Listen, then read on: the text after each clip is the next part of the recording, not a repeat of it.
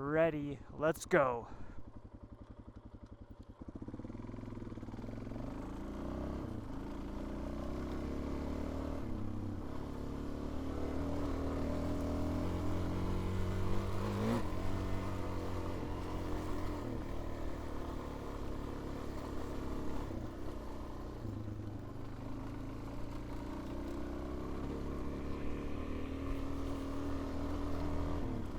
It is really smoky today. There's 2 fires in this area that I'm riding.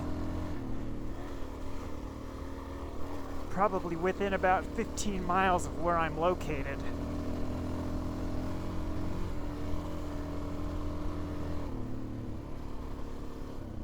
Two mornings ago there was a little bit of smoke, but then it cleared up later in the day because it was kind of breezy.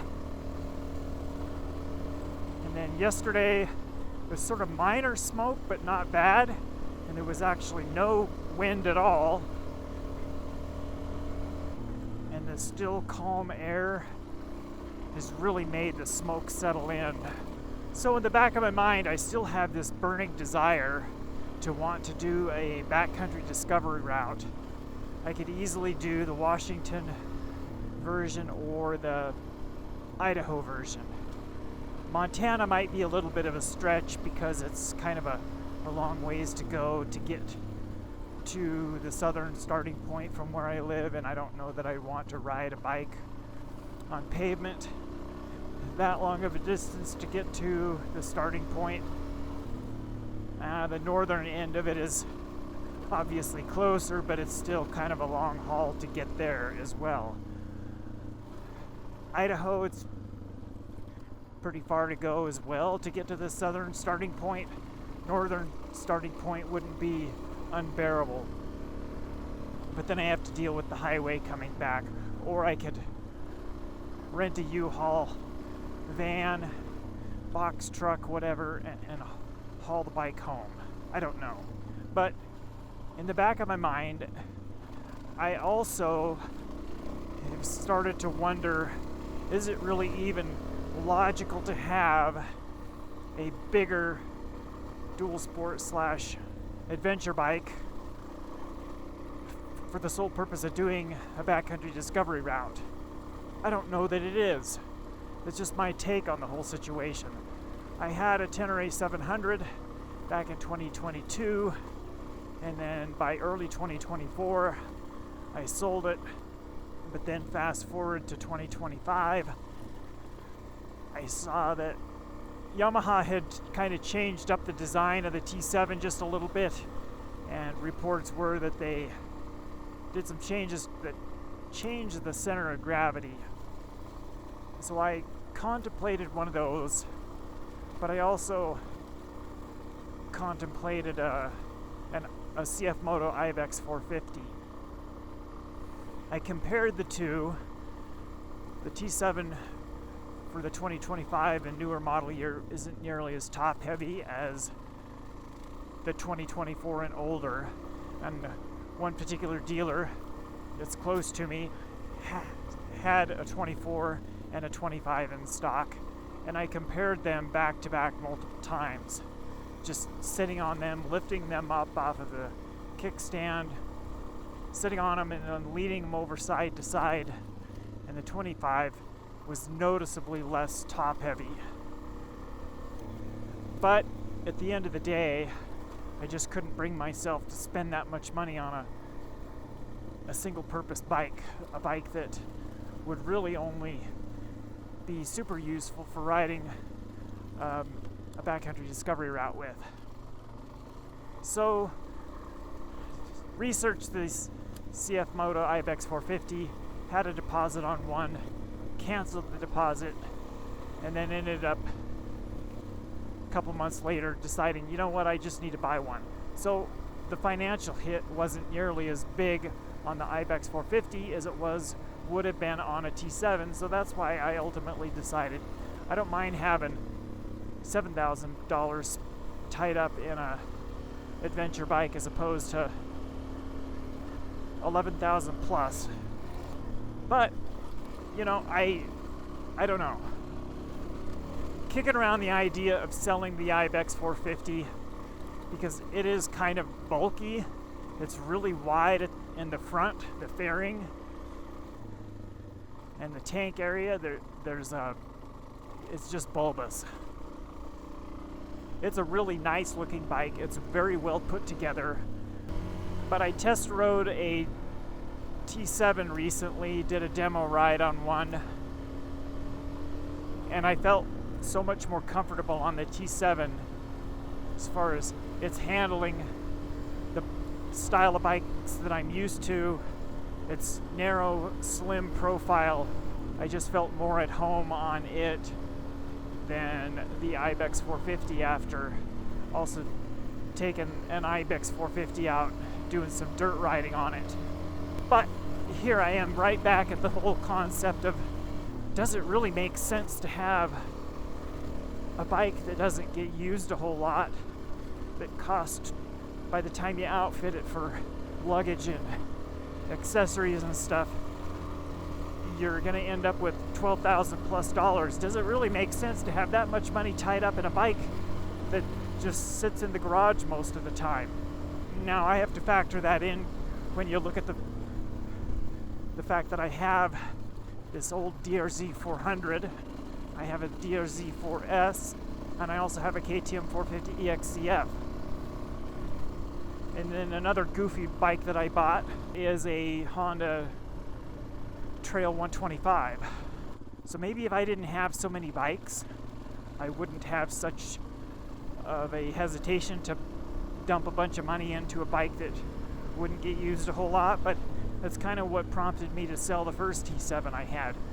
So if I buy one, would I end up right back at square one thinking, why did I buy this thing? I don't ride it enough to warrant keeping it and paying insurance on it and all of that good stuff, and it becoming a garage ornament. But that would really be the most logical bike to do a BDR with if I wanted to do the Idaho or Montana BDR, because it's much more highway friendly than a DRZ 400 or DRZ 4S. When you're looking at having to ride 400+ miles to get to the start or end point, whichever direction you decide to ride a BDR from, doing that kind of highway miles on a small dual sport bike just doesn't sound appealing, and it sure wouldn't be fun either. So I don't know, I keep waffling back and forth. Sell the Ibex 450, don't buy another adventure bike, or sell the Ibex 450 and take advantage of the offers that Yamaha has going on right now, where if you buy one before the end of the month, before the end of July, you have the ability to do a $750 rebate, and then they also have another financing offer where if you finance the bike through Yamaha Financial Services, you have the bonus of getting a 3-year warranty. It's basically the original warranty, then a 2-year extended service contract, which is essentially an extended warranty.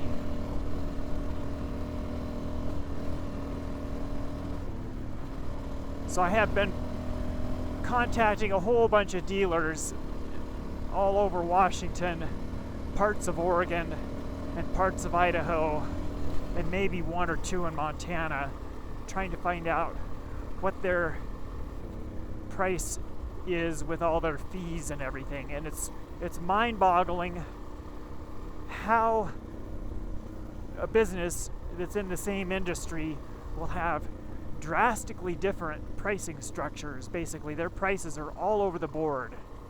As far as some insist on adding a dealer setup fee, setup and prep, which basically is uncrating the bike and then putting it together. And some will charge freight, which that's kind of expected in a way. But some dealers, they just flat out won't charge this freight fee, nor will they charge a setup and uncrating dealer prep fee. And some will call it different things. Some will call it a PDI fee. And then on top of that, some dealers will drop the price way below MSRP. And then most dealers, probably all of them that I've contacted, do have a stupid dealer document fee, which is essentially they're charging you to do the paperwork to buy the bike, which is absolutely stupid in my opinion. That should be just factored in as a cost of doing business, not charge an extra nickel and dime you to death fee for. Some of the dealers are listing 150, some of them 200, and some of them not at all. So I have seen prices ranging anywhere from, now this, let's call this the out the door price, the price after any dealer add-ons, fees, and all of that nonsense, anywhere from about 11,500 all the way up to just a tad over 13,000.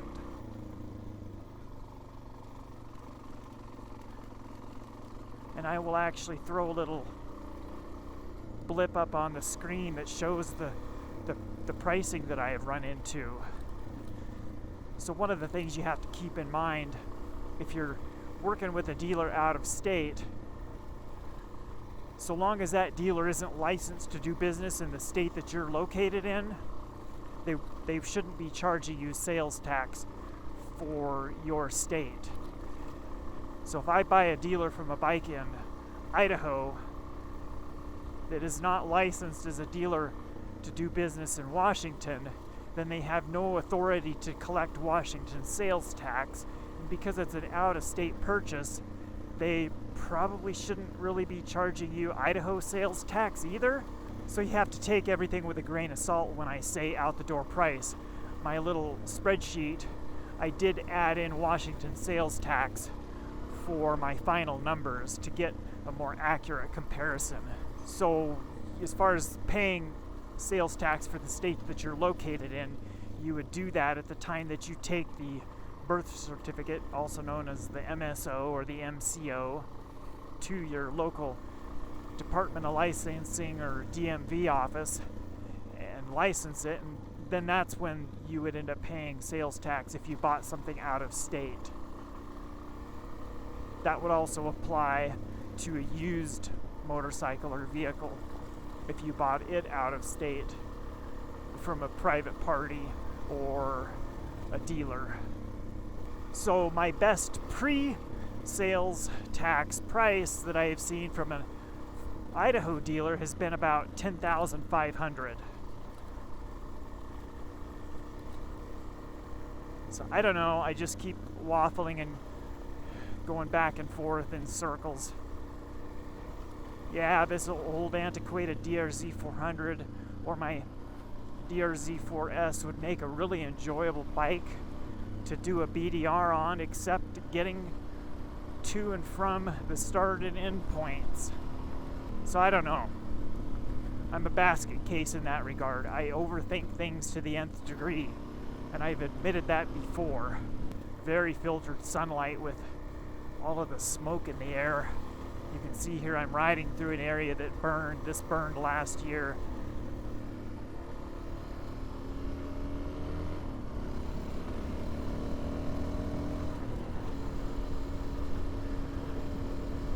I would probably lean towards setting up my DRZ 4S as a BDR bike for a couple reasons. It's got a lot fewer miles on it. It's about 3,300 miles versus 22,000 on this bike. I don't have any reason to question the reliability of this bike on a long trip.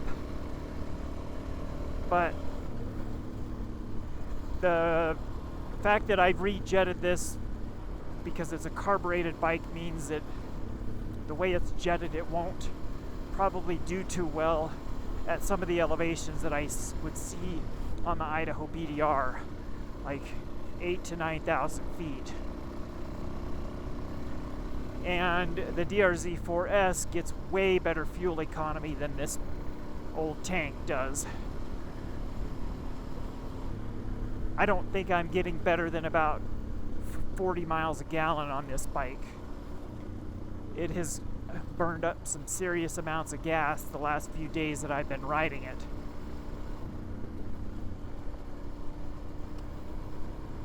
The DRZ4S, I have documented well over 60 miles per gallon on it, and being able to go longer ranges or longer distance between fuel stops or fuel ups would be a huge benefit, especially if you're dealing with wildfire situations where you may end up having to backtrack a bunch of miles because you encounter a road closure. And I do have a 3.3 gallon IMS fuel tank on my 4S.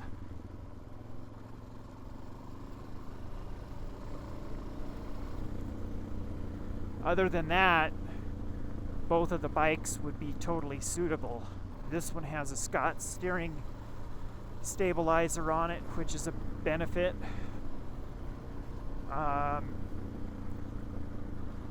It's a whole lot easier to access the air filter and check it or change it. So that would be one benefit of taking this on a BDR. So drop a comment down below what your thoughts are on bike purchases and the logical thought of buying a bike that essentially would become just a BDR bike, or should I just outfit this old DRZ or my DRZ4S as a quote unquote BDR bike. I don't know if I outfitted one of the DRZs what kind of luggage system I would use. I would be a very minimalist as far as the amount of gear that I pack, so I could probably get away with a rackless style system. It makes the bike a little bit more nimble and of course narrower, not going to be as top heavy, but you just have to get the kind of luggage and have correct tie down straps and tie down points where the luggage is not going to flop around and tear itself to shreds. Or I could go with a full rack setup, but then you're a bit more top heavy, you're wider, I don't know. So as far as my packing goes, I could tell you a little bit about my minimalistic approach, which would be totally suitable for a rackless system to a degree anyway. I'd have to get some sort of a big duffel bag for the back of the bike strapped down to my rack. That would be where I would probably pack my sleeping bag, my sleeping pad, and maybe my tent. And then throw in some clothes and a pair of shoes probably. Then in each of the side pouches or side bags or whatever you want to call them, I'd pack other items like toiletries, a towel, maybe some of that stuff in one side, clothes for wearing around camp so I wasn't stuck wearing my riding gear the whole trip. Then in the other side I'd pack some food and snacks and whatnot. I'm not a coffee drinker. Don't really see a need to pack a stove to be able to heat up water for some sort of a hot meal, like a meal in a bag type of a thing, a dehydrated food, whatever you want to call it. I guess I could, but then that's just another expense to get going on a trip, is to have a stove. And then doing that, then you have to pack more water because you need water to dehydrate or to hydrate the food with. And then you also need water to clean up the pots and utensils that you use. Or just eat out of the bag, I don't know. I'm rambling a lot. That's what my videos are all about. Ride and ramble. So we are doing some more nonsensical, monotonous check riding for a dual sport event here. This is French Corral. So we're going to head out the Entiat Ridge Road even further. So yeah, drop a comment below what your thoughts are on buy a big old adventure bike or just outfit one of my little dual sport bikes as a BDR bike. I probably wouldn't ever consider taking one of my little dual sport bikes on the Idaho BDR. Yeah, I just want to hear your thoughts. It's just one of my little bikes. The only way I would ever take one of them on the Idaho BDR is if I arranged a transport vehicle to get to the southern starting point.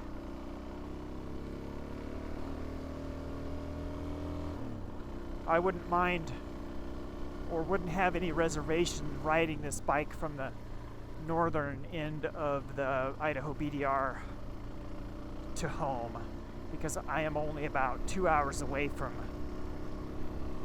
the northern terminus of the Idaho BDR. Anyway, I think I've rambled enough about BDR bikes and big versus little and all of that stuff. So I'll say it again, drop a comment down below and let me know your thoughts. Let's engage in some productive discussion. That's what I enjoy about people dropping comments, is we can chat back and forth and compare notes and whatnot.